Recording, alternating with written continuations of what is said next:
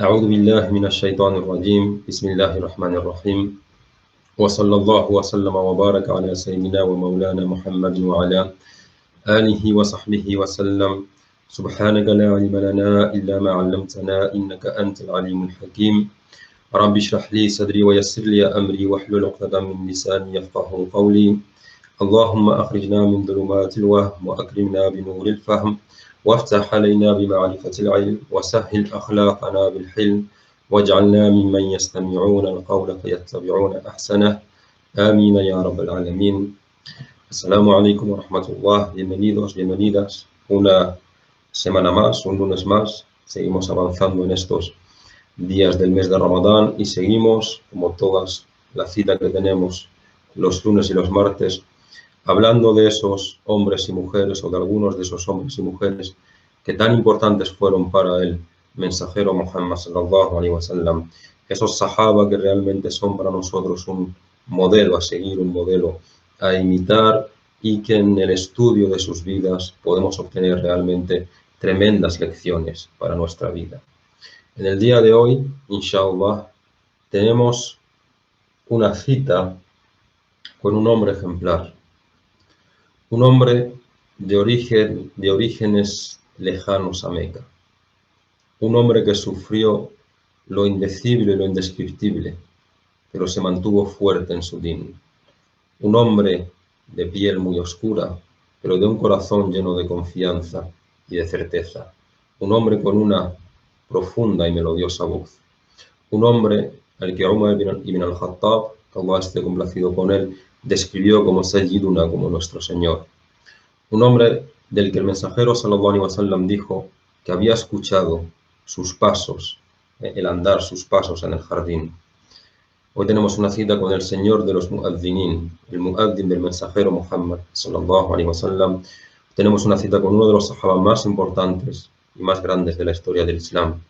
Hoy tenemos una cita con Bilal ibn Rabah, Bilal al-Habashi, Bilal el abisinio. ¿Cómo se convierte este hombre en esclavo? ¿Por qué hemos dicho que es esclavo? ¿Por qué es esclavo? Todos conocemos ya, ¿no?, la historia de la vida del mensajero Muhammad sallallahu alaihi wasallam y el suceso de el elefante, ¿no?, el año del elefante, que además está mencionado por Allah subhanahu wa ta'ala en su libro Alam tara kayfa fa'ala rabbuka bi ashabil fil. En ese año es el año en el que nace el mensajero Muhammad sallallahu alaihi wasallam. Sin aburriros mucho, pero haciendo un poco de historia,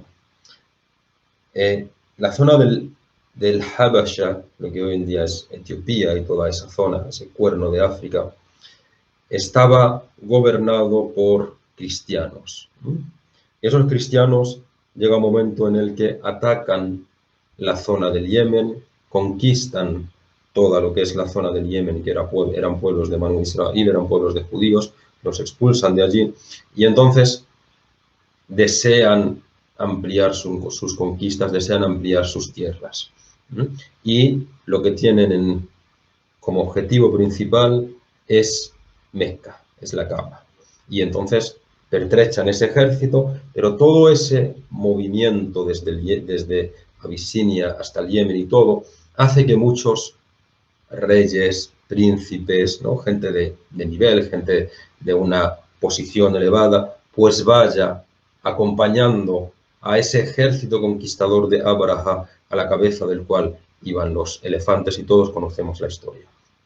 Entonces, por el poder y por la voluntad de Allah subhanahu wa ta'ala, ese ejército no consigue su objetivo, sino que son destruidos, son convertidos en paja carcomida, como dice Allah subhanahu wa ta'ala en su libro, y entonces todo ese gran caravana que acompañaba a los ejércitos es apresada.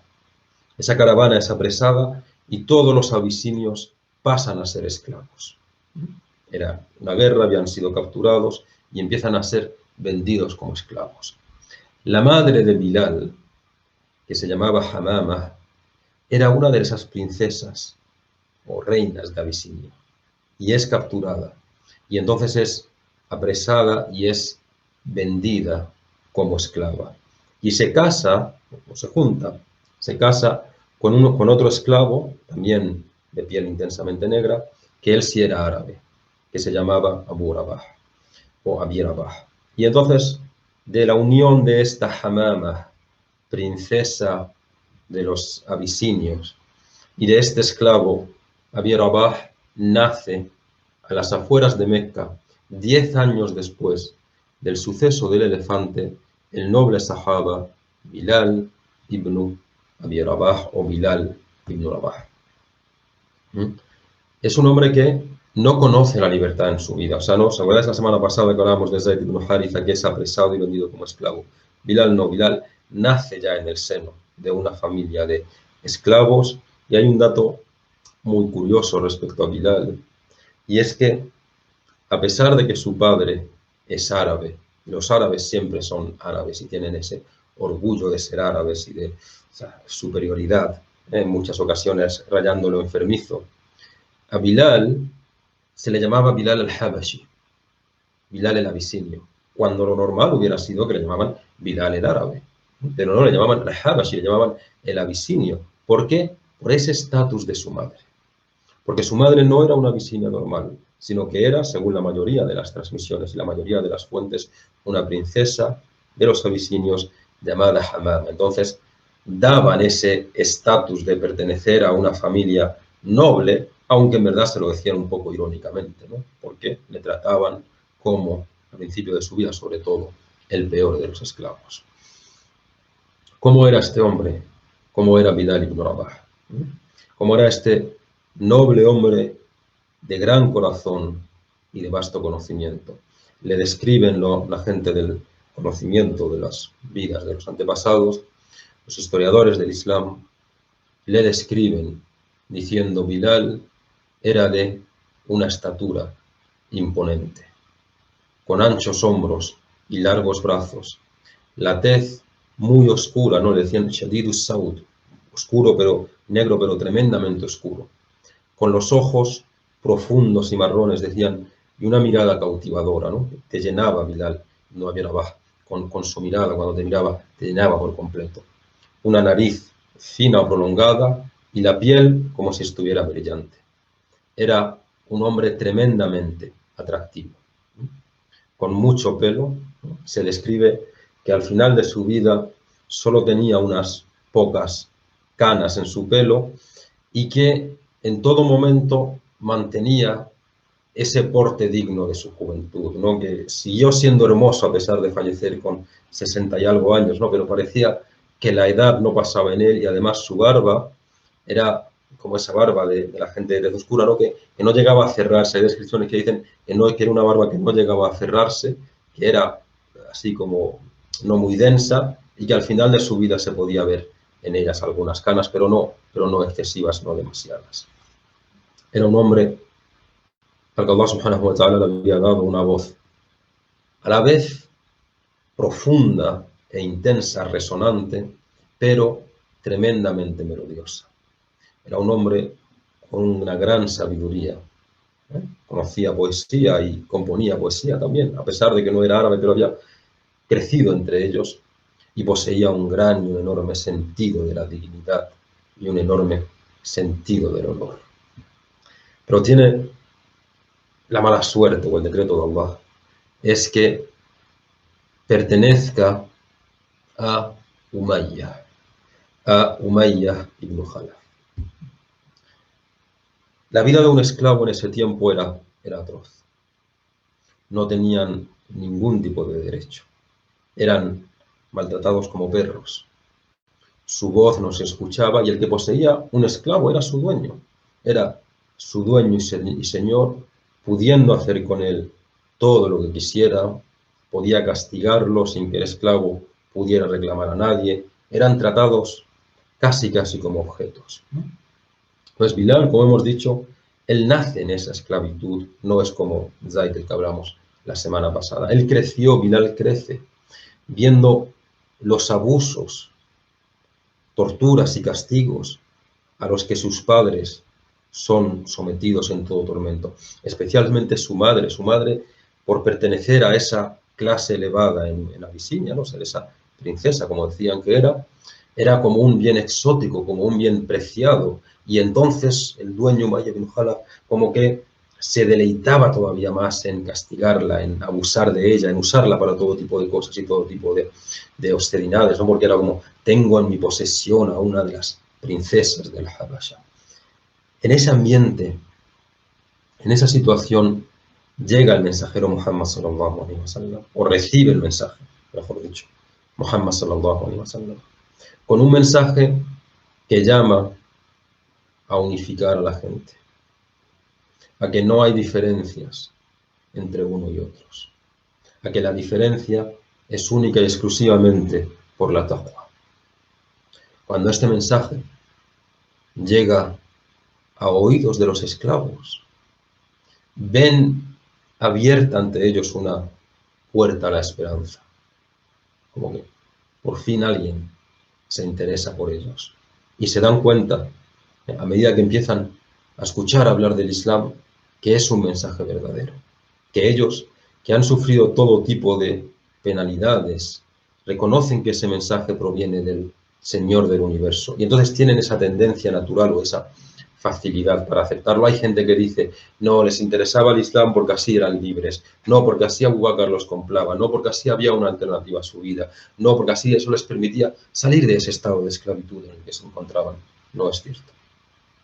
Por Allah que eso no es cierto.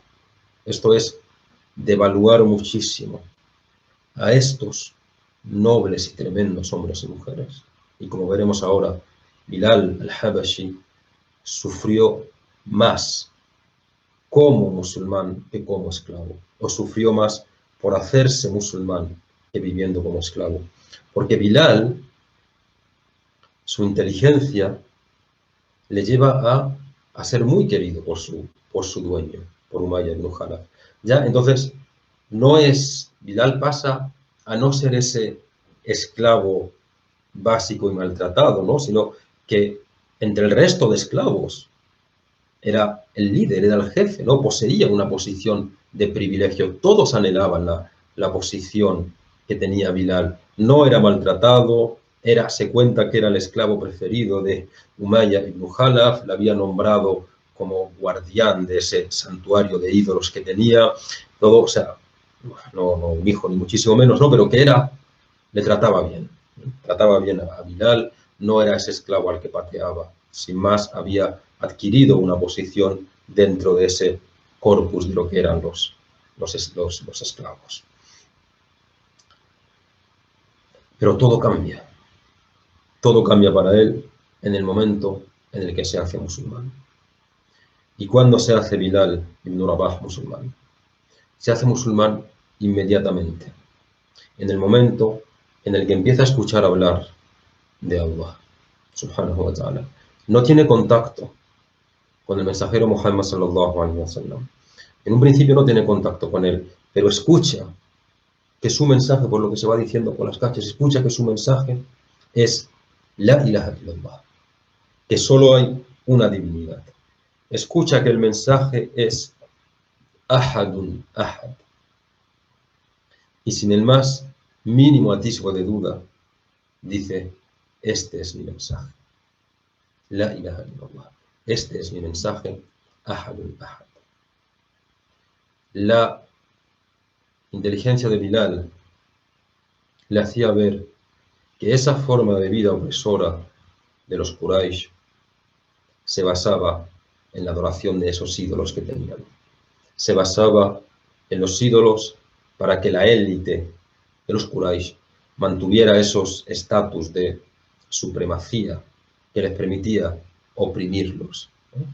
Aparte o sumado a ello, la gran cantidad de riqueza que les generaba el ser ese santuario sagrado, como era Mecca, tener cabida para él todo tipo de ídolos y de divinidades.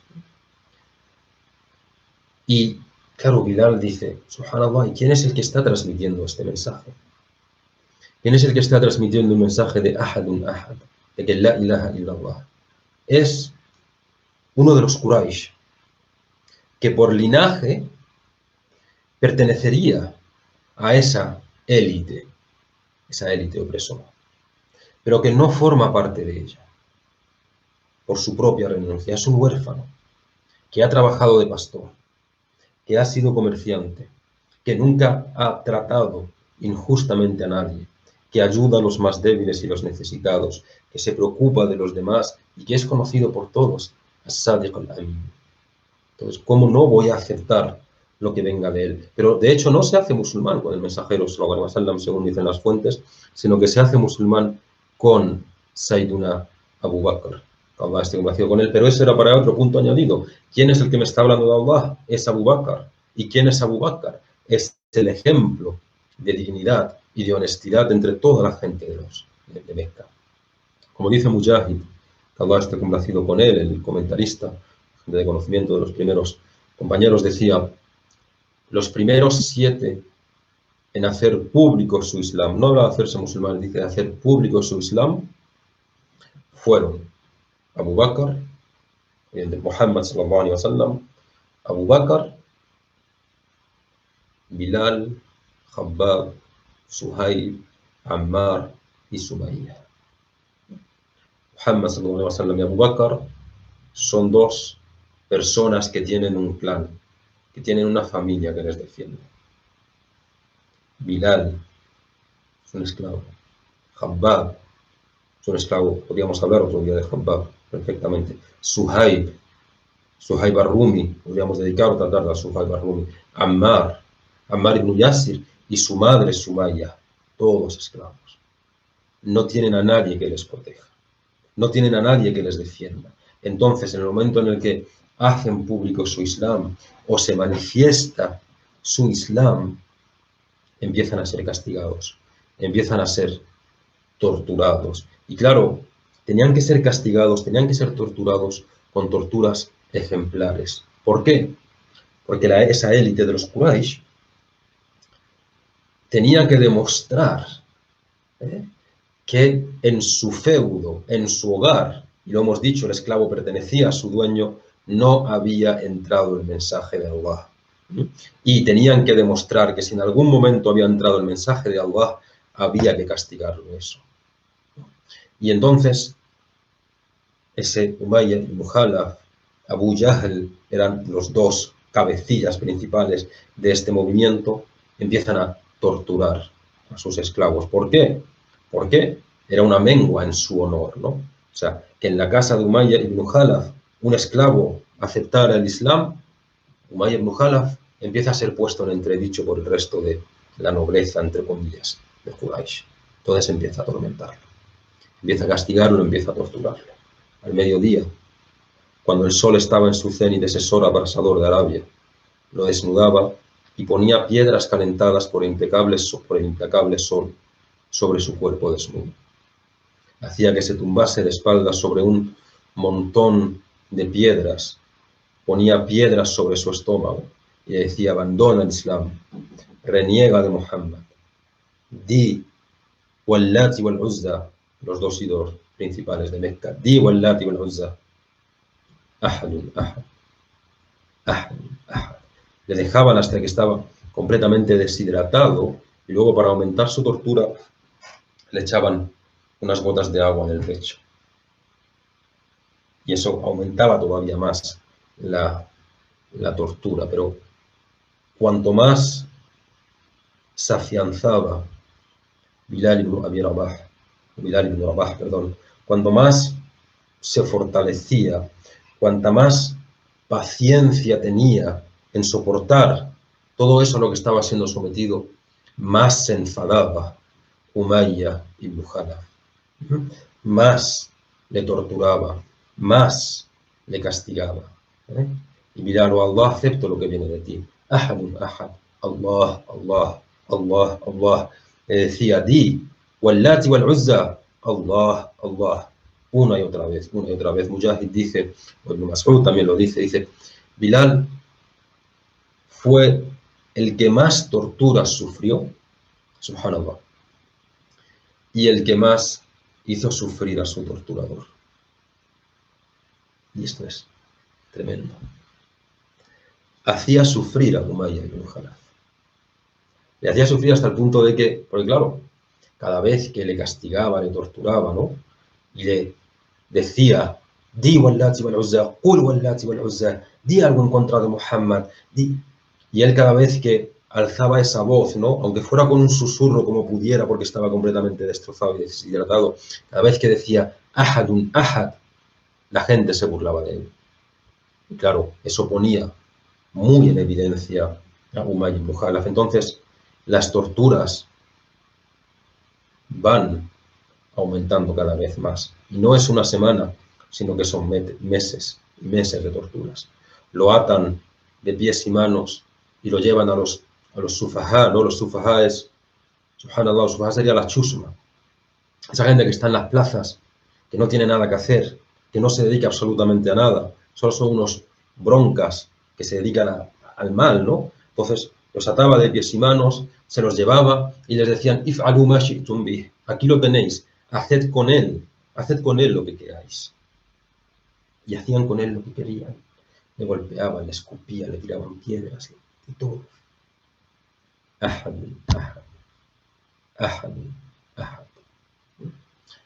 Ibn Mas'ud, cuando este complacido con él, dice, recuerdo una ocasión que llevaban atado a Bilal por las calles de Mecca y su cuerpo dejaba un reguero de sangre.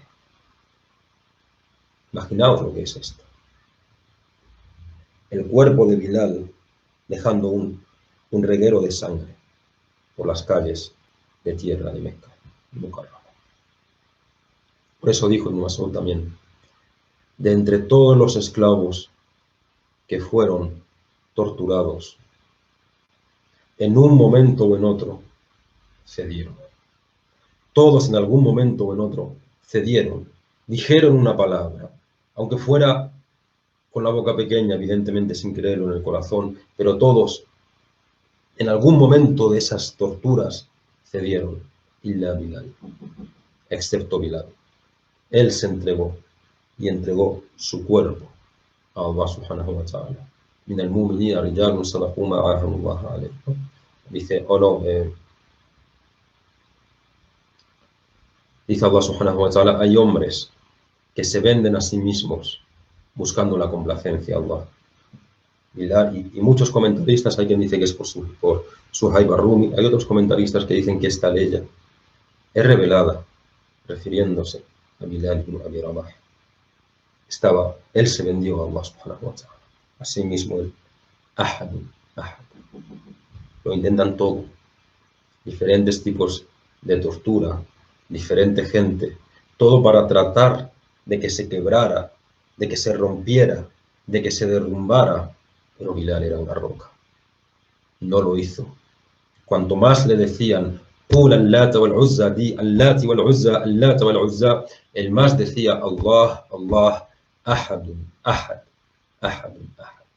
Cuanto más lo atacaban, más se reafirmaba Bilal ibn Abi Rabah. Ha intentado todo tipo de torturas y llega un momento en el que Umayy ibn Khalaf decide acabar con ello. Le ponen una enorme roca encima.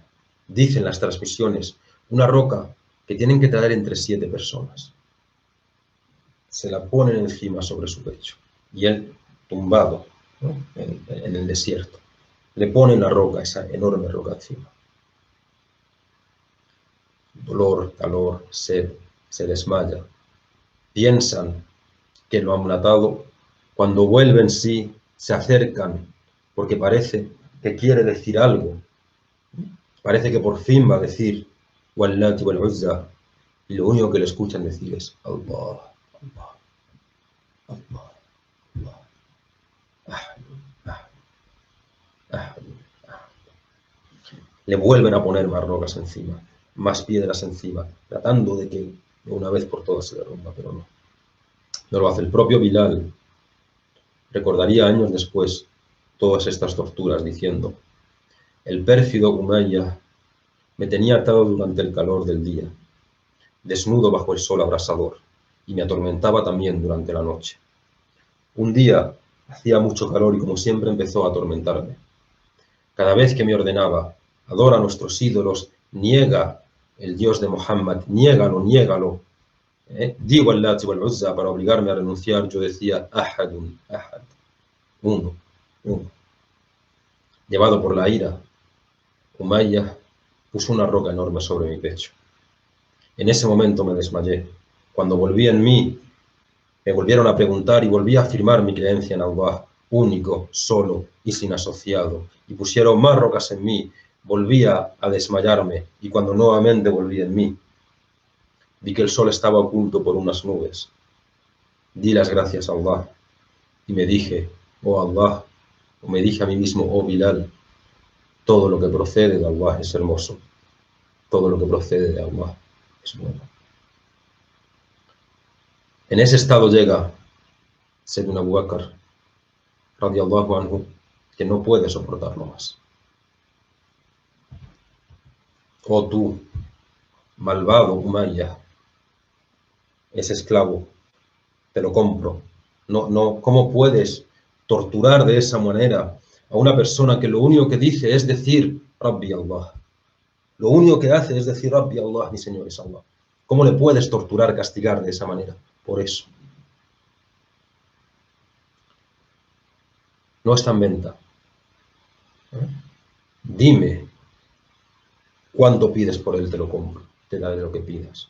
Y le pide 7 ruqyas, 7 onzas, ¿no? No son onzas, ¿no? Pero 7, no eran tampoco dinares, ¿no? Pero 7 piezas de oro, que en ese tiempo era una auténtica fortuna. Un esclavo no valía ni una sola onza, valía incluso muchísimo menos de una onza.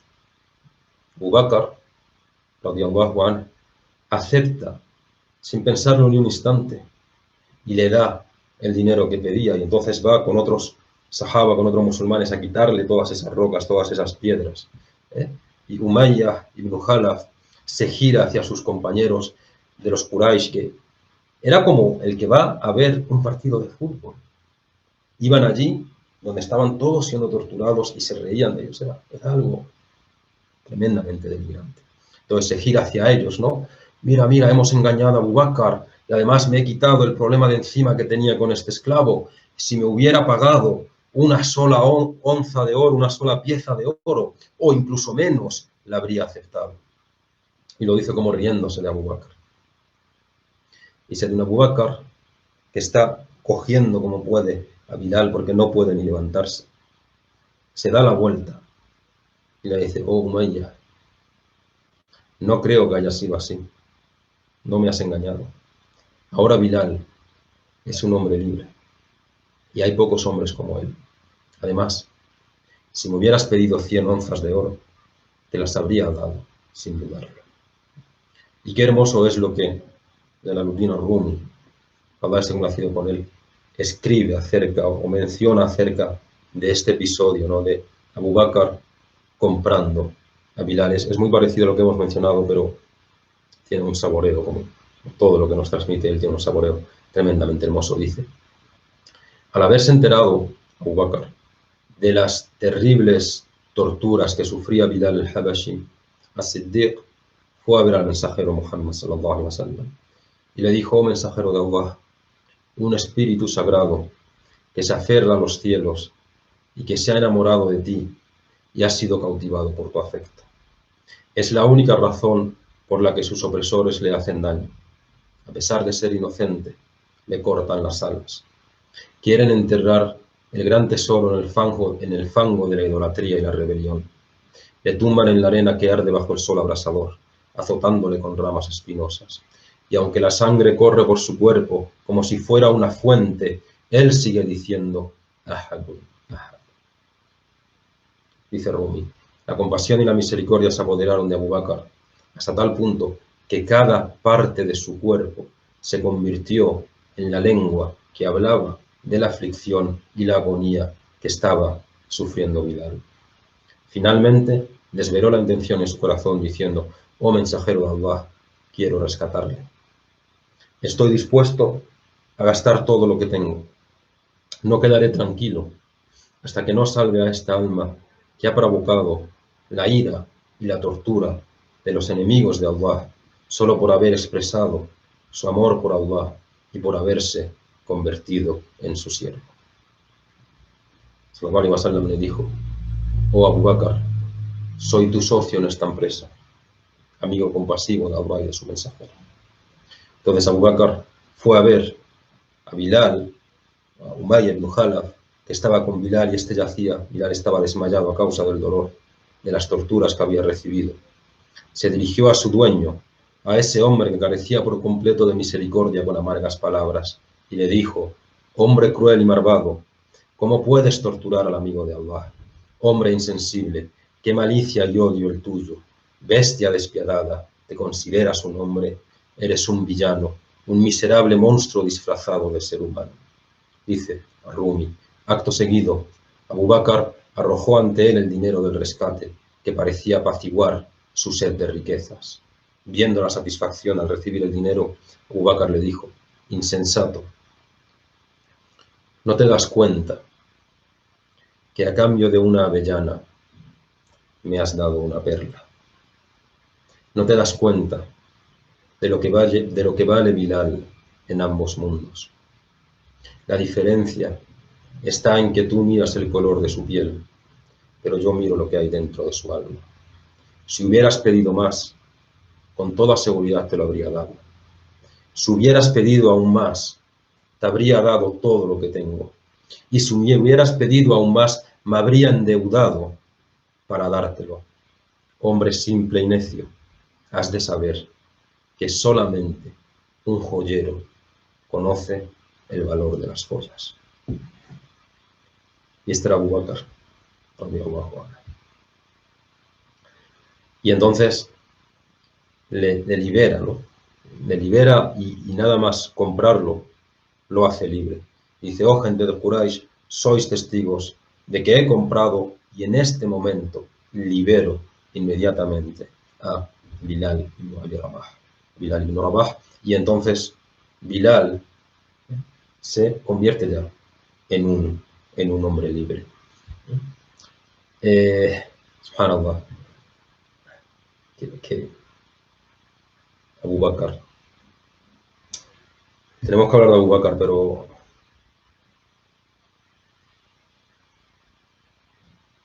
Allah le recompensa a Abu Bakr todo lo que hizo por el Islam. Años más tarde, Sayyidina Umar, recordando esos tiempos, ¿no? esas torturas, va a Bilal y le dice: oh Bilal, en medio de esas torturas, en medio de todo ese sufrimiento del que yo fui testigo, ¿por qué solo decías el nombre de Allah? ¿Por qué solo decías Ahadun Ahad? Él decía dos cosas, decía Allah, Allah, Ahadun Ahad. Allah, Allah, Ahadun Ahad. Es lo único que decía Bilal.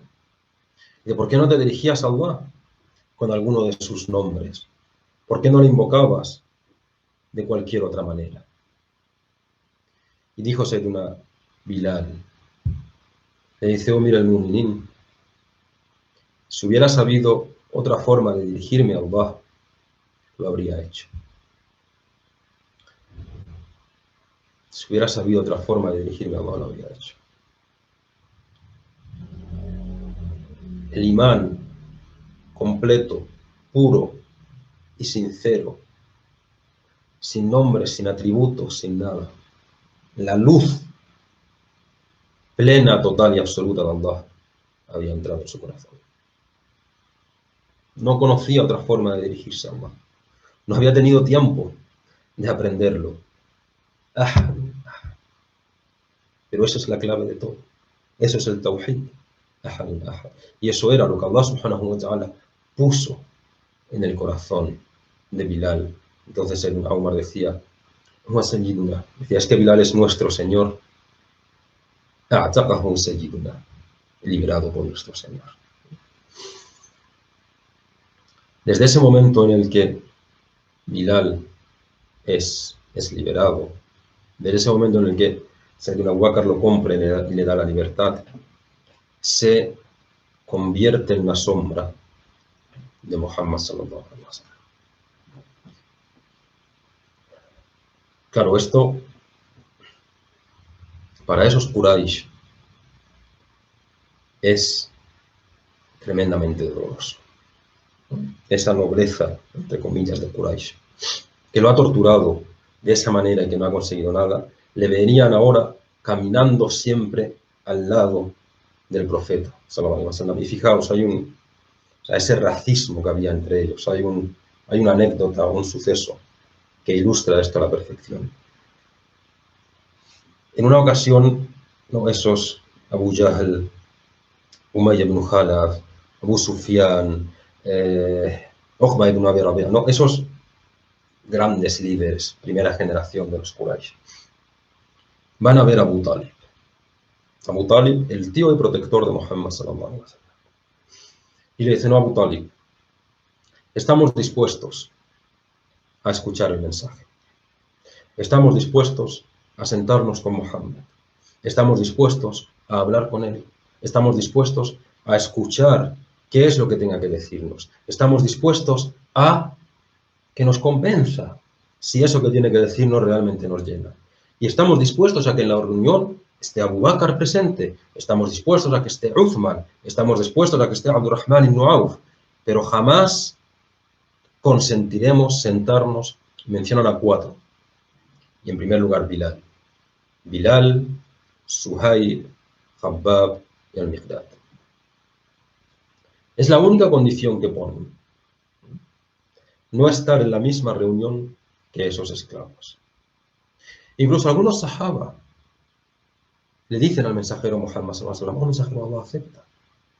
Estos hombres, estos 4, lo van a entender a la perfección. Y si miramos las cosas en términos de beneficios, es posible que el resultado de esa reunión hubiera sido beneficioso, ¿no?, que toda la nobleza de Quraysh aceptara el Islam. Ya está, todas esas torturas, todas esas persecuciones, las huidas a Abisinia y todo eso, se acababa por completo y estaban dispuestos a sentarse con él. Solo ponían una condición.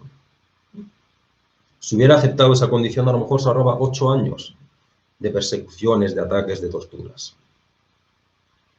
Y una condición que, para muchos, podría haber sido aceptada. Pero es Allah subhanahu wa ta'ala el que no acepta esa condición. Ni siquiera es Muhammad sallallahu alaihi wasallam. Él no la aceptó tampoco, evidentemente. Pero es Allah el que responde por él. Y lo hace dándole una orden preciosa, una orden maravillosa, que no es solo para él, sino que es para todos y cada uno de nosotros. Le dice: وَاصْبِرْ نَفْسَكَ مَعَ الَّذِينَ يَدْعُونَ رَبَّهُمْ بِالْغَدَاةِ وَالْعَشِيِّ يُرِيدُونَ وَجْهَهُ وَلَا تَعْدُ عَيْنَاكَ عَنْهُمْ تُرِيدُ زِينَةَ الْحَيَاةِ الدُّنْيَا. Le dice: y sé constante en la compañía de aquellos que invocan a su Señor mañana y tarde, anhelando su faz. No apartes tus ojos de aquellos por deseo de la vida de este mundo, ni obedezcas a aquel del que hemos hecho que su corazón esté descuidado de nuestro recuerdo. Sigue su pasión, wakana amruhu furuta, y su asunto es pérdida. Está diciendo: no escuches a estos, están desviados. Tú, wasbir nafsaka, sé constante, mantente en la compañía de aquellos que invocan a su Señor, que recuerdan a su Señor durante la mañana y la tarde. Y subhanallah, nada más ser revelada esta ley, el profeta Muhammad sallallahu alaihi wasallam va a buscar a estos 4 esclavos a los que la sociedad despreciaba y se sienta con ellos y les transmite esta ley y les dice: yo estoy con vosotros. No podemos ni imaginar lo que supone eso. No podemos ni imaginar lo que supondría eso para los corazones de esos sahaba. Esa inteligencia del mensajero Muhammad sallallahu alaihi wasallam rápidamente va a buscarlos, se sienta con ellos y les dice: mirad, estos sois vosotros, y Allah me ha dicho que permanezca con vosotros, y yo estoy con vosotros. Bilal no se despega del profeta sallallahu alaihi wasallam. Lo protege con su cuerpo, bebía de cada una de sus palabras, queriendo aprender cada vez más, deseando saber qué era aquello que prometía el Corán y reforzándose cada vez más, afianzando cada vez más el din en su corazón. Cuando llega la hora de la hijra. Bilal, no había Bilal ibn Rabah, hace la hijra y el profeta, sallallahu alaihi wasallam, los sahaba, un aspecto muy curioso. Cuando llegan a Medina, Medina al-Munawwara, era un clima distinto al de Mecca. Su agua era distinta al agua de Mecca. Y entonces muchos sahaba, entre ellos Abu Bakr, entre ellos Bilal y muchos otros, contraen unas fiebres tremendas. Unas fiebres que parecía que se las iban a llevar, ¿no? Iban a dejar este mundo. Y entonces Bilal, ¿no? En medio de ese duerme vela, de la fiebre, no sé qué, Aisha va a verle. Le dice: oh, Bilal, ¿cómo te encuentras? ¿Qué te está pasando? Y Bilal le recita unos versos compuestos por él mismo, ¿no? A pesar de que no era árabe, había vivido, había crecido con los árabes y tenía también esa capacidad de componer unos versos preciosos. Le dice: Ala laita shi'ri, hal abitanna laylatan, bifakhin wa hawli, idkhirun wa jalilu, wa hal aridna yawman, miyahu majinnatin, wa hal yabduna li shamatun wa tufayl, ¿no? Son unos versos en los que evoca Mecca, en los que echa de menos Mecca, ¿no? Habla de dormir en los valles de Mecca, de que a su alrededor estén las plantas de Idjir y de Jalil, son plantas o arbustos típicos de la Mecca. Habla de beber las aguas de Majinna, que era un manantial de Mecca y todo ello. Y entonces Aisha va a contárselo al mensajero de Allah, le dice: mensajero de Allah, mira lo que está ocurriendo, mi padre está enfermo, Bilal está enfermo. Y le recita los versos que ha mencionado Bilal. Entonces el profeta sallallahu alaihi wasallam se ve afectado por estos versos y él también echaba de menos Mecca, el mensajero sallallahu alaihi wasallam, y hace un dua precioso, un dua que todos hemos vivido, o que todos los que han tenido el regalo de estar en Medina han vivido, y todos los que no hemos tenido el regalo de estar todavía, pero lo sentimos en nuestro corazón. ¿Qué dua hace el mensajero? Allah dice: Allahumma habbib ilayna al-Madina kama habbabta ilayna Makkah aw ashad. Dijo sallallahu alaihi wasallam: oh Allah, haznos amar Medina, haznos amar la ciudad de Medina como amamos Mecca o incluso más. Y todos, hayamos estado o no hayamos estado, amamos la ciudad de Medina, como respuesta a este dua de el mensajero Muhammad sallallahu alaihi wasallam. Y pide también para que Allah aleje esas pestes o esas enfermedades o fiebres y todo que había en Medina, y Allah subhanahu wa ta'ala lo aleja. Ya en Medina, años después, pero bueno, hay un incidente tremendamente hermoso. Es el incidente conocido como el incidente con Abu Dhar al-Ghifari. Abu Dhar al-Ghifari, de Abu Dhar podríamos hablar un día también, inshallah. Abu Dhar era un bandido. Era un bandido, era un asaltador de caravanas, sin más. Pero que es de los primeros en hacerse musulmán. Y su historia es tremendamente hermosa también. Pero no está expuesto durante mucho tiempo a la luz de Muhammad sallallahu alaihi wasallam. No ha recibido esa educación de Muhammad sallallahu alaihi wasallam como si la ha recibido Bilal y todos los compañeros. ¿Por qué? Porque se hace musulmán justo al principio, de los primeros en hacerse musulmanes, Abu Dhar. Y el profeta le dice: vale, vete a tu pueblo, vete a tu tribu y llama allí a la gente a Allah. Está muy poco tiempo con él. Entonces ya luego en Medina ya viene Abu Dhar con toda su tribu que había aceptado el Islam, subhanallah. Y en un momento dado, en la vida pasan estas cosas. Se enfrenta con Bilal, tienen un enfrentamiento, tienen una disputa entre ambos. Y lo más curioso es que Abu Dhar era negro, pero no era negro de Abisinia, sino que era negro de los árabes, y entonces tenía todavía un poco más de arrogancia, ¿no? Y entonces, en un momento dado de la discusión, ¿no?, le dice: Ya ibn as-Sauda, eres hijo de una negra. Le dice, le insulta de esa manera, que era como le insultaban a Bilal en Mecca, le insulta de esa manera Abu Dhar a Bilal ibn Rabah. Bilal no dice nada, pero le ha herido eso. Y entonces el mensajero sallallahu alaihi wasallam, cuando se entera, muy enfadado, manda a llamar a Abu Dhar. Y Abu Dhar, antes incluso de que esté delante de él, se está acercando y Muhammad sallallahu alaihi wasallam, "A'yartahu bi ummi", le has mentado, como diríamos nosotros, has mentado a su nombre, a su madre, le has insultado por su madre una y otra vez, de manera muy dura, se lo decía sallallahu alaihi wasallam a Abu Dhar. Y Abu Dhar, claro, se va empequeñeciendo cada vez más y más. Dice, sí lo he hecho, mensajero de Allah. Lo he hecho. El profeta sallallahu alaihi wasallam se enfada mucho con él y le dice, todavía tienes aspectos de la jahiliya en ti. Eso para Abu Dhar es tremendo. Y entonces Abu Dhar reconoce su error, ¿no? Y entonces va rápidamente a Bilal, va a verle a Bilal. Y cuando llega a Bilal, cuando está enfrente de Bilal, se tumba en el suelo y coloca así su cabeza en el suelo, la mejilla, una mejilla apoyada en el suelo y con la otra libre, y le dice, písame la mejilla, como Bilal. Y esta era la manera en la que los amos más severos trataban a sus esclavos, pisándole la cara, pisándole la mejilla. Le dice, písame la mejilla, oh Bilal. Lo que te he hecho no tiene nombre, ha sido una injusticia por mi parte, písamela. Bilal ibn Rabah se arrodilla y le besa la mejilla. Entonces, esto es uno que ya se ha expuesto a la luz de Muhammad, sallallahu alaihi wasallam, como es Bilal.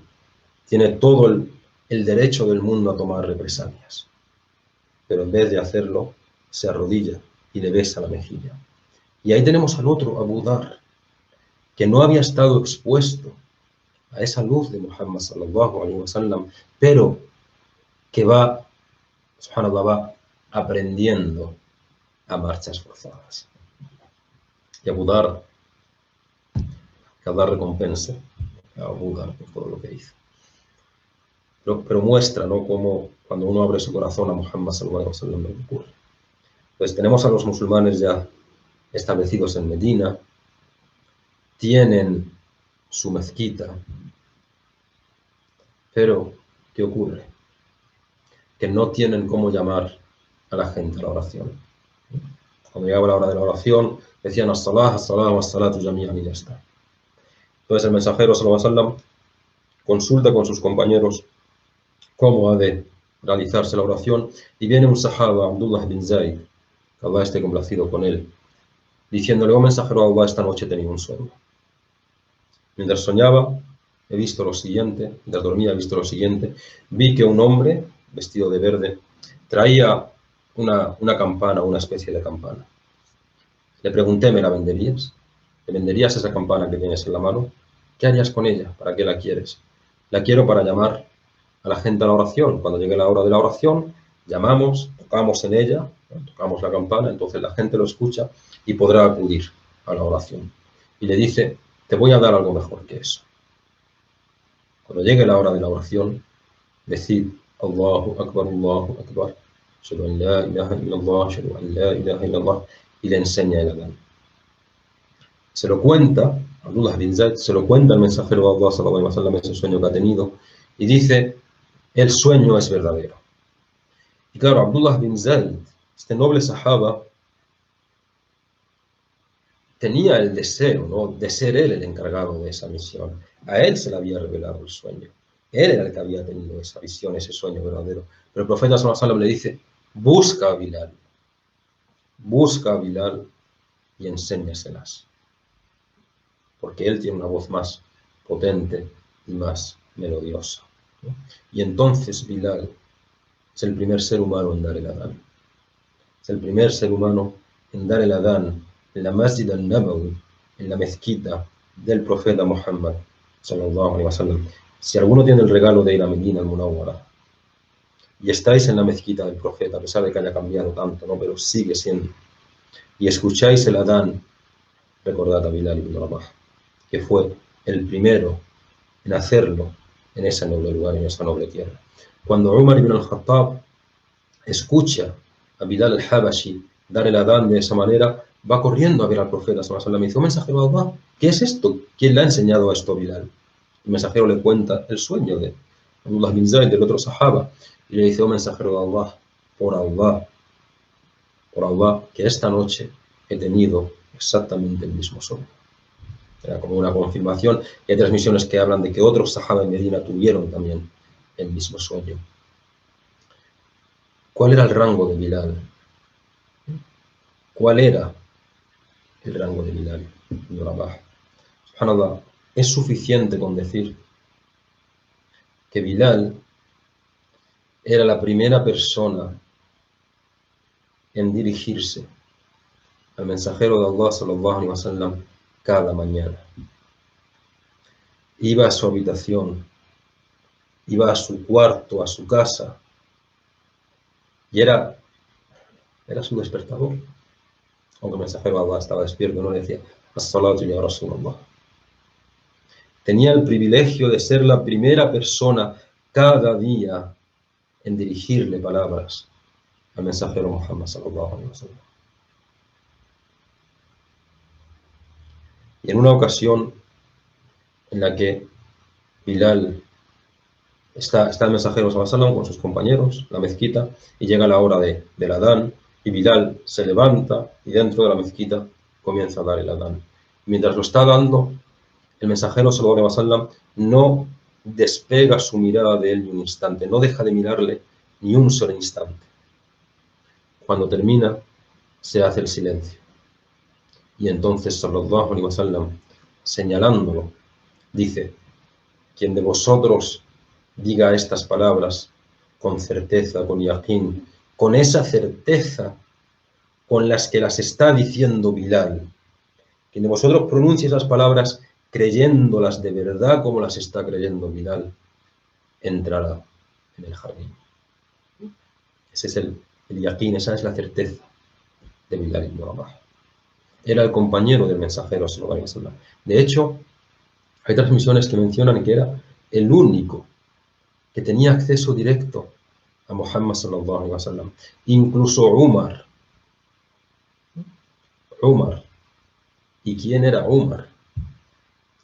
Tenía que ir a Bilal primero y decirle que quería ver al mensajero Muhammad sallallahu alaihi wasallam. Y entonces Bilal iba y le decía: está Umar. Y si el mensajero no respondía, no le dejaba pasar, no le dejaba entrar. Y tenía que volver Umar, pasado el tiempo: Bilal, quiero ver al mensajero de Allah. O sea, ese Umar, orgulloso como era, ¿no?, con esa gran firmeza que tenía para ver al mensajero de Allah, tenía que hacerlo a través de Bilal ibn Rabah. Pero claro, todo esto no hace más que aumentar el amor de Umar por Bilal ibn Rabah. Umar le tenía muchísimo cariño y aprecio a Bilal, hasta tal punto hablaba siempre bien de él, que el hijo de Umar, Abdullah ibn Umar, a su primer hijo le llama Bilal, le nombra Bilal. Y entonces Abdullah ibn Umar, el hijo de Umar, era conocido como Abu Bilal. Hay una anécdota preciosa en el que, ya pasados los años, ¿no?, una persona quiere ganarse el favor de Abdullah, el hijo de Umar, ¿no?, Abdullah ibn Umar, conocido como Abu Bilal. Quiere ganarse el favor de Abdullah y dice: el mejor Bilal es el Bilal de Abdullah, o tu Bilal es el mejor de los Bilales, tu Bilal es el mejor de los Bilales, o Abdullah. Y dice: Kadabt, mientes, el mejor Bilal es el Bilal de Muhammad sallallahu alaihi wasallam. Y esto, que parece una tontería, pues muestra la cercanía de Bilal al mensajero de Allah. ¿El Bilal de quién? El Bilal de Muhammad sallallahu alaihi wasallam. Es una muestra de cercanía tremenda en los momentos en los que el profeta sallallahu alaihi wasallam se retiraba, se iba a un jardín, iba a refrescarse a la sombra, al atardecer, solo, sin nadie. El único que le acompañaba, el único que iba con él, era Bilal. Reflexionad un momento sobre la cantidad de cosas, de transmisiones, de dhikra, de adoración privada, de sabiduría, que en esos momentos en los que estaban los dos solos, le transmitió el mensajero Muhammad sallallahu alaihi wasallam a Bilal? ¿Qué conversaciones mantendría con él en esos momentos? Bueno, auténticos tesoros, que todos ellos solo están registrados en el corazón de Bilal ibn Rabah. Pero no solo era como su compañero, su guardaespaldas o su asistente personal, porque era como su asistente personal, sino que el profeta sallallahu alaihi wasallam le puso al cargo de el dinero público de los musulmanes. Pero también, más importante aún, le pone a cargo de su propia riqueza. O sea, el mensajero sallallahu alaihi wasallam pone a Bilal a cargo de su riqueza. Era el que le encargaba, ¿no? Llegaba un botín de guerra, una quinta parte para el mensajero de Allah, Bilal distribúyelo, Bilal repártelo, Bilal cuánto queda, queda tanto, repártelo, Bilal cuánto queda, queda tanto, repártelo. Era el encargado de administrar todo lo que tuviera que ver con el mensajero Muhammad sallallahu alaihi wasallam. Y de hecho, el profeta, qué hermoso es, ¿no? Cuando hace de agente matrimonial para él, hace de agente matrimonial para Bilal. Entonces, pero hay gente que no es capaz de ver. El mensajero sallallahu alaihi wasallam quería que, o Bilal estaba interesado en casarse con una mujer que pertenecía a una tribu de las afueras de Medina. Y entonces el mensajero sallallahu alaihi wasallam va en persona acompañando a Bilal a ver al wakil, al tutor, al padre, al miembro de la cabeza de familia de esa chica. Aquí está Bilal que quiere casarse con tu hija. Son incapaces de decirle que no al mensajero de Allah, pero le dicen, volver mañana. Al día siguiente vuelven a acudir, Aina antum min Bilal, volver mañana. Al día siguiente, Aina antum min Bilal, volver mañana. Y al día siguiente, ya no pregunta el mensajero a Allah, ¿qué respuesta me dais respecto a Bilal? Sino que dice, Aina antum min rajulin min ahli al-jannah. ¿Qué respuesta me dais acerca de un hombre del jardín? Lo rechazan. Lo rechazan por todos esos prejuicios anteriores a la Jahiliya. Pero Allah le dio algo mejor. Le dio, según la gran mayoría de transmisiones, a Hala bint Auf. Hala bint Auf era la hermana de Abdurrahman ibn Auf. Abdurrahman ibn Auf pertenecía a las familias más ricas y prominentes de Mecca y ahora en Medina se había convertido en el gran magnate, en la persona de mayor riqueza de la ciudad, y su hermana, según la mayoría de fuentes, se casa, es la única mujer que se casa con Bilal ibn Rabah. A pesar de esa cercanía del mensajero de Allah hacia él, a pesar de que si querías algo tenía que ser a través de Bilal, a pesar de todo ello, Bilal siguió siendo durante toda su vida una persona humilde, recatada, servicial, siempre al servicio de los demás. El mensajero de Allah había anunciado el jardín, pero Bilal seguía diciendo de sí mismo, no soy más que el abisinio que hasta ayer era un esclavo. Eso hacía que todos le amaran, todos los sahaba le querían, todos buscaban su compañía, deseaban aprender de él. Era un hombre muy sencillo, pero de un enorme conocimiento. Tanto le amaba a la gente, que llega un momento en el que empiezan a darle preferencia a él sobre Sayyidina Abu Bakr as-Siddiq. Empiezan a haber comparaciones, no, Bilal es mejor que Abu Bakr, Bilal es mejor que Abu Bakr. Cuando llega a eso, oídos de Bilal, dice, os habéis vuelto locos. O sea, habéis perdido el juicio. ¿Cómo es posible que me prefiráis a mí antes que a Abu Bakr? Yo soy una hasana de las hasanat de Abu Bakr. Yo soy una buena acción. Yo soy únicamente un bien, una buena acción del incontable número de buenas acciones de Abu Bakr. Una de las mujeres de Medina que vivía cerca de la mezquita contaba en una ocasión, decía, yo vivía en la casa más grande que había alrededor de la mezquita. Bilal daba el adán de Fajr cada mañana. Se sentaba cerca de mi casa, esperando con paciencia que llegase el tiempo del primer salat del día. Cuando veía que entraba el tiempo, se levantaba, se estiraba y decía, oh Allah, tú que eres el más misericordioso y compasivo, te alabo y te pido que conviertas a la gente al Islam. Luego daba el Adán. Y dice esta mujer, juro por Allah, que todos los días le escuchaba decir el mismo día. Pasa ese primer año en Medina y llega el momento, uno de los momentos más decisivos de la historia del Islam. Por primera vez se enfrentarían en una batalla a campo abierto la verdad con la falsedad, la justicia contra la injusticia. Había llegado la batalla de Badr. Ambos ejércitos se encuentran frente a frente y Allah tenía preparado algo para Bilal. En ese momento de máxima tensión, que los ejércitos están uno frente al otro, justo antes de empezar el combate, ¿no? Toda esa tensión, se escucha una voz fuerte, potente y melodiosa, que empieza a resonar en toda la llanura de Badr. Era la voz de Bilal ibn Rabah, la voz de Bilal al-Habashi. ¿Y qué decía? ¿Qué era lo que esa majestuosa voz exclamaba? Ahadun, ahad, ahadun, ahad. Y comienza como un murmullo al principio, pero empieza a extenderse por todas las filas de los musulmanes. Ni uno solo de los musulmanes, con esa confianza plena en Allah, dejó de un instante de decir ese grito de guerra. Imaginaos lo que eso supone en el bando enemigo. Ahí estaba Umayya ibn Khalaf, que había sido su dueño, su amo, su torturador, su castigador.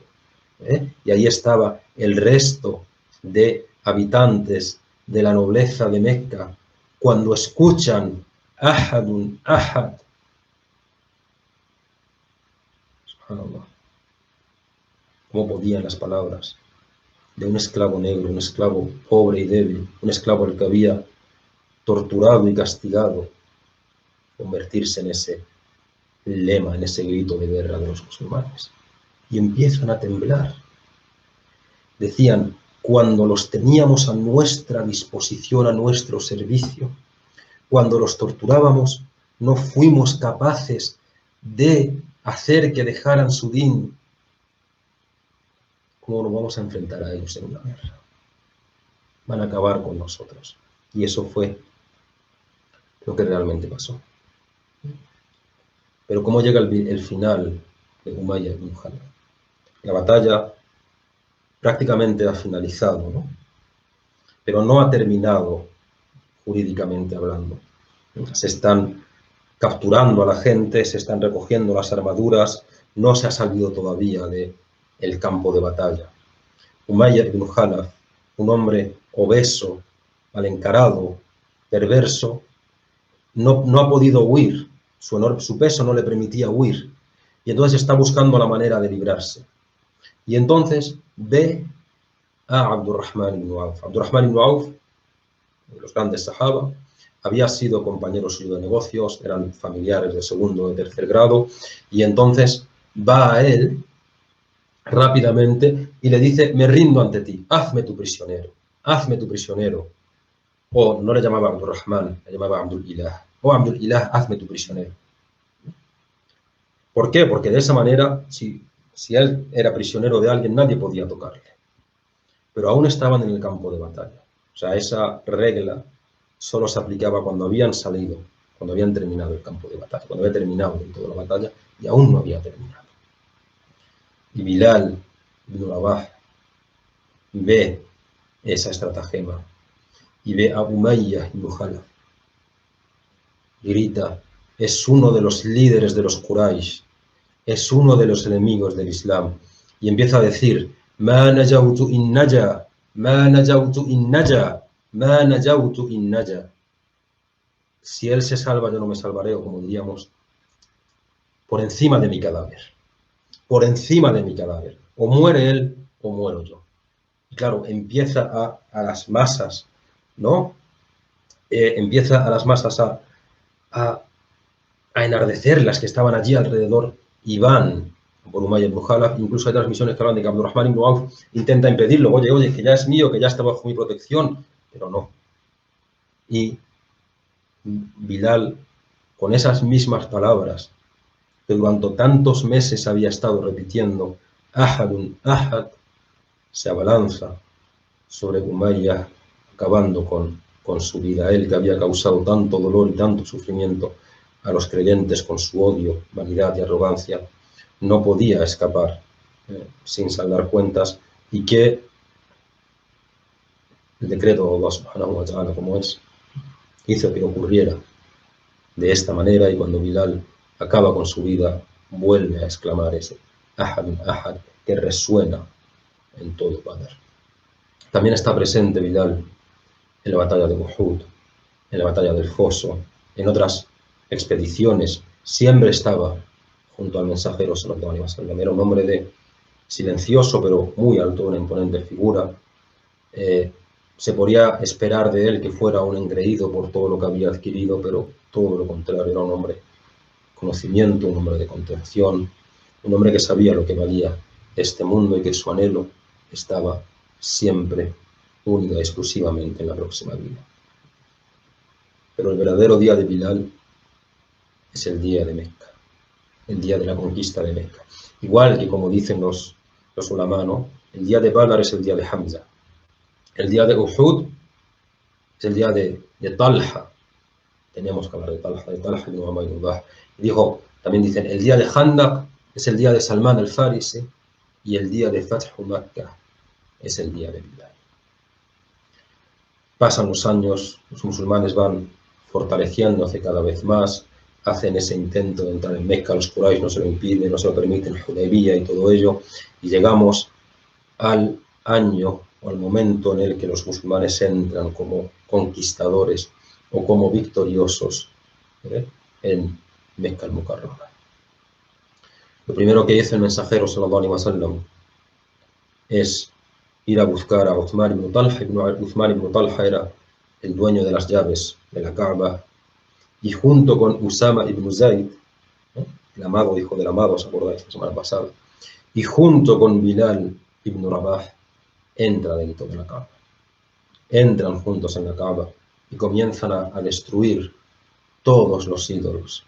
El mensajero sallallahu alaihi wasallam repitiendo, Qad ja'a al-haqq wa zahaqa al-batil, ha llegado la verdad y se ha eliminado la falsedad. Y Bilal ayudándole en ello, destruyendo ídolos, diciendo ¿qué? Diciendo Ahad, Ahad, Ahad. Pero lo más tremendo es que llega la hora de la oración de Dhuhr. Llega la hora de la oración.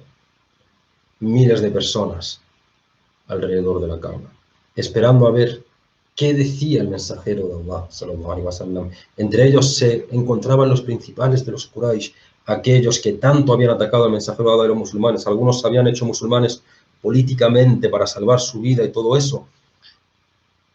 Y Bilal le dice, sallallahu alaihi wasallam le dice a Bilal, oh Bilal, súbete a la Kaaba, súbete al techo de la Kaaba y da el adán. Alguno de los Quraysh dice, si mi padre menos mal que mi padre murió, porque si llega a ver esto, habría muerto en el instante. Que un esclavo abisinio estuviera subiéndose a la Kaaba era para ellos más doloroso incluso que la destrucción de los ídolos. La destrucción de los ídolos estaba claro que iba a ocurrir, pero ver a Bilal subido en la Kaaba dando el adán, muchos no lo podían soportar. Bilal había sido el primero en dar el adán en Medina, ¿verdad? Es el primero en dar el adán en Mecca también. Solo Bilal ibn Rabah tiene ese rango. Y que, subhanallah, qué maravilloso es el decreto de Allah. Allah subhanahu wa ta'ala hizo que todos esos esclavos, Bilal, Suhaib, Habbab, Ammar, todos esos esclavos que tanto habían sido torturados en Mecca, Allah hizo que no muriera ninguno de ellos en esos años. Allah hizo que todos estuvieran presentes en ese momento en el que Bilal ibn Rabah está dando el adán en Mecca. Allah les estaba recompensando de esa manera por todo lo que soportasteis. Ahora estáis siendo testigos de esto. Este tuvo que ser un momento de tremenda emoción y alegría para todos los musulmanes, pero especialmente para esos sahaba más, que más habían sufrido. Todos los que habían sido castigados y torturados en esa misma tierra por decir que Allah es uno. Y ahora uno de ellos, Bilal, estaba sobre el techo del lugar más importante para los musulmanes, proclamando con lo más alto de su voz que Ahadun, Ahad, que la ilaha illallah.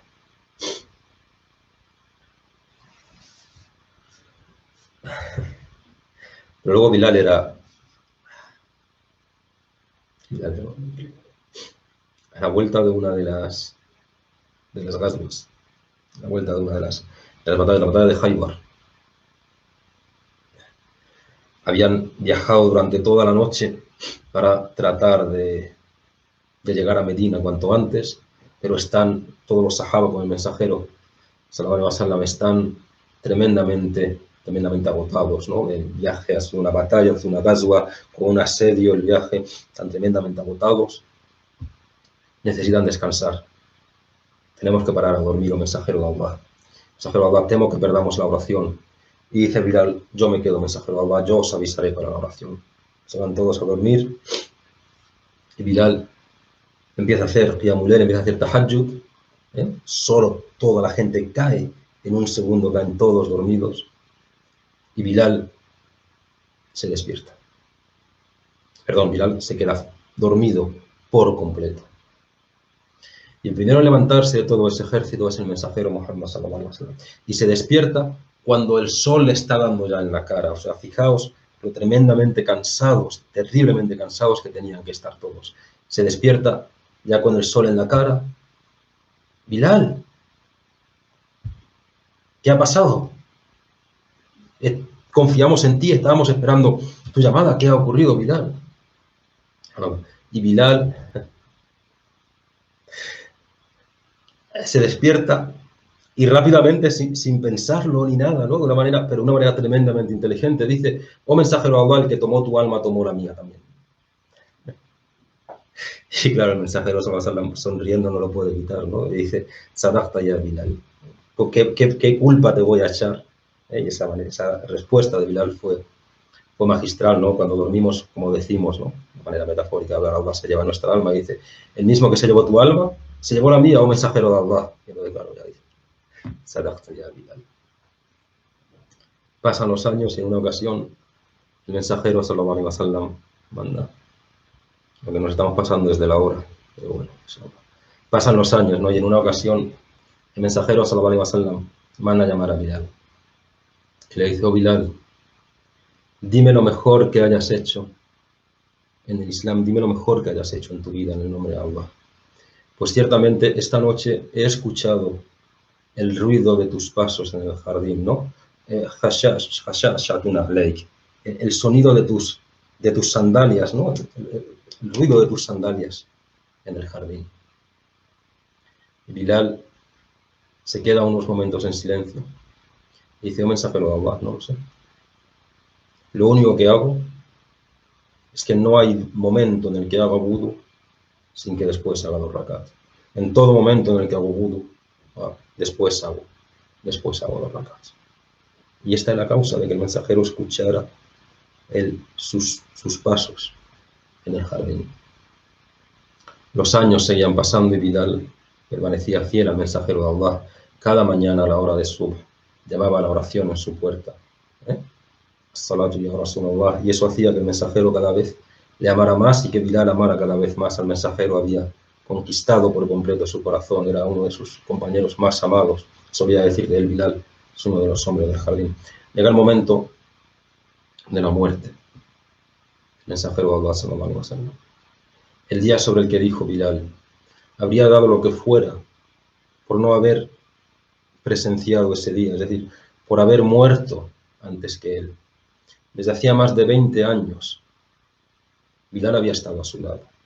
Era su confidente, su guardián, su tesorero, su despertador, su muaddin, el que le llevaba las cosas. Cuando iban a una gaswa era el que llevaba sus cosas, el que cuando salían a hacer el salat del Eid llevaba las sutras y decía dónde ponerlo y todo eso. Cada día en su vida de Medina había sido el primero, as-salatu ya Rasulullah, en llamar al mensajero de Allah sallallahu alaihi wasallam para el salat, y ahora no podía hacerlo. Llega la hora del salat de Duhur. El mensajero de Allah sallallahu alaihi wasallam no había sido enterrado siquiera. Bilal, como había hecho durante los 10 últimos años, se levanta y comienza a dar el adán. Allahu Akbar, Allahu Akbar. Ashhadu an la ilaha illallah, ashhadu an la ilaha illallah.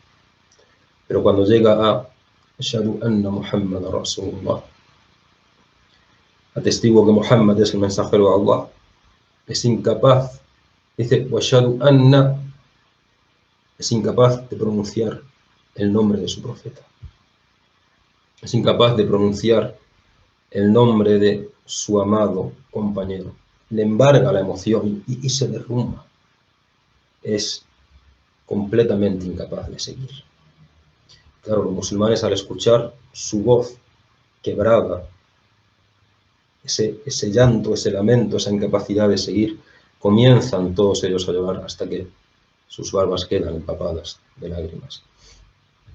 Lo intenta, pero es incapaz. Cada vez que llega ahí, es incapaz de seguir. Y hasta tal punto es incapaz de dar el adán que se sentía incapaz de recorrer las calles que había recorrido junto al mensajero de Allah sallallahu alaihi wasallam en Medina. No podía ver esos estanques, esos jardines, esas calles que había recorrido junto al mensajero de Allah sallallahu alaihi wasallam en Medina. Y entonces va a ver a Abu Bakr y le dice: Ya Amir al-Mu'minin, libérame de esa carga. Libérame de la carga. Libérame de la carga del adán. Y permíteme que me vaya. Permíteme que me vaya a luchar. Permíteme que me vaya al yihad. Soy incapaz de seguir aquí. Bilal, te necesitamos. Bilal, te necesito a mi lado. Tú eras el compañero del mensajero de Allah. Necesito que estés aquí. Y necesitamos que llenes el aire con tu llamada de la oración, porque es lo que nos da vida, es lo que llena nuestros corazones, escucharte. Bilal le dice a Abu Bakr, después de haber dado el adán para el mensajero de Allah sallallahu alaihi wasallam, no puedo darlo para nadie más. Soy incapaz de hacerlo. Y Abu Bakr le suplica que se quede, se lo suplica. Y entonces Bilal le dice: Oh Abu Bakr, por Allah que te amo, pero si en su día, cuando me compraste para ti, reténme a tu lado, si eso es tu deseo. Pero si me compraste por Allah con sinceridad y me liberaste de verdad, entonces déjame ir a luchar por la causa de aquel por el que me compraste y me liberaste. Por Allah, Bilal, que te compré por la causa de Allah, eres libre de hacer lo que creas mejor para ti. Los últimos años de su vida, Bilal ibn Rabah los dedica a luchar por la causa de Allah en las tierras del Sham para extender el Islam, por defender lo que creía con su corazón. Y siempre que empuñaba una espada, se le veía en la primera línea de batalla con la espada, Ahad, Ahad, Ahad. Muchos de los sahaba habían dejado de verle durante 1 o 2 años. La siguiente vez que ven a Bilal es cuando los sahaba llegan con Umar ibn al-Khattab y entran en la ciudad de Jerusalén. Allí en Baitul Maqdis, allí en Jerusalén, en la zona del Aqsa, tras una prolongada separación, cuando Bilal contaba con unos 60 años de edad, se encuentra con su querida Sayyidina Umar. 2 hombres que se amaban se encontraban, dos hombres que se admiraban mucho mutuamente, se reunían, y dos hombres que se encontrarían en el jardín se encontraban en esta vida. Omar sentía ese tremendo cariño y amor por Bilal, y por eso siempre que se mencionaba a Bilal, decía: es nuestro Señor liberado por nuestro Señor. Y allí, en Jerusalén, en la zona del Beitul Maqdis, cuando llega la hora de oración, Sayyiduna Omar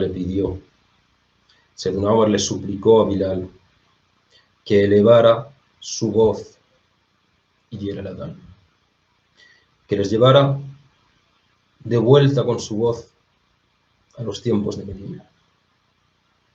Bilal se niega, pero Omar le insiste tanto que finalmente, por el amor que Bilal le tenía a Omar, se levanta y comienza a dar el adán.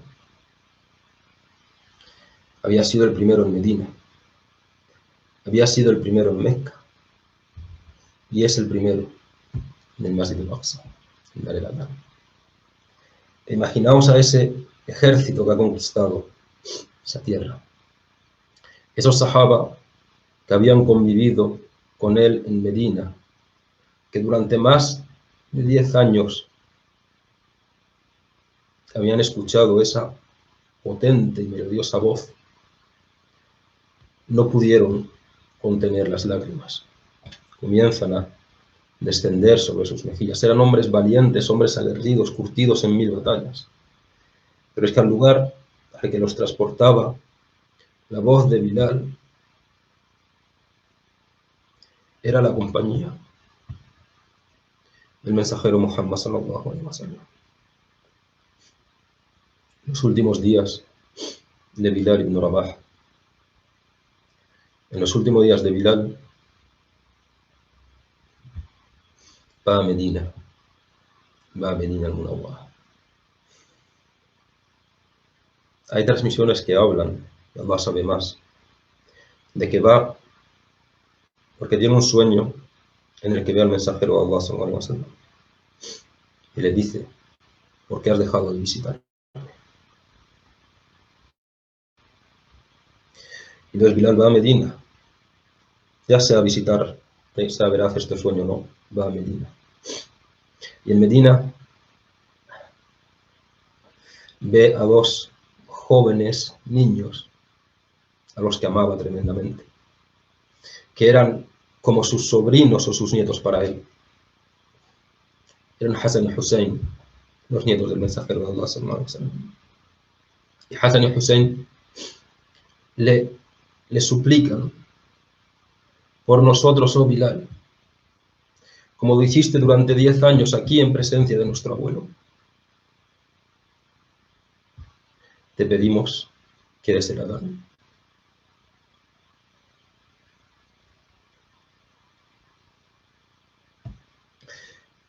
Y Bilal ibn Rabah, por última vez en su vida, vuelve a ponerse en la posición en la que durante 10 años estuvo llamando a la gente a la oración. Y empieza a dar el adán. Y cuando dice: وَأَشْهَدُ أَنَّ مُحَمَّدًا رَسُولُ اللَّهِ, todos los habitantes de Medina, hombres y mujeres, ancianos y niños, comienzan a llorar. Era como si el mensajero sallallahu alaihi wasallam estuviera con ellos nuevamente, porque ese adán lo asociaban al mensajero de Allah. No hubo día en el que el mensajero de Allah estuviera en Medina sin que fuera Bilal el que diera el adán para él. Como dice Ibn Sa'd, dice: no hubo día que la ciudad de Medina se estremeciera por el llanto después del día de la muerte del mensajero de Allah, como el día en el que Bilal dio su último adán. Vuelve al Sham, vuelve a la zona de Sham a seguir luchando. y viene la terrible plaga que se lleva a tantos de los compañeros, los más grandes sahabas. En su lecho de muerte, a la edad de 64 años en Damasco, con su esposa Hala a su lado, no se había casado con otra mujer, no tenía hijos, estaba dejando este mundo. Su esposa decía: wa musibata, o ya waihata, qué tragedia, qué tragedia, qué tristeza, qué tristeza. Y Bilal ibn Abi Rabah la consuela tomándolo de la mano. Wa farhata, غدا ألقى الأحبة.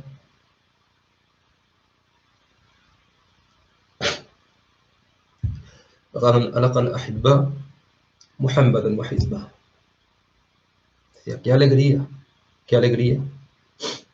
Mañana me encontraré con el Ahibba, mañana me encontraré con los amados, Muhammad y sus compañeros. Y te pedimos, oh Allah, que nos hagas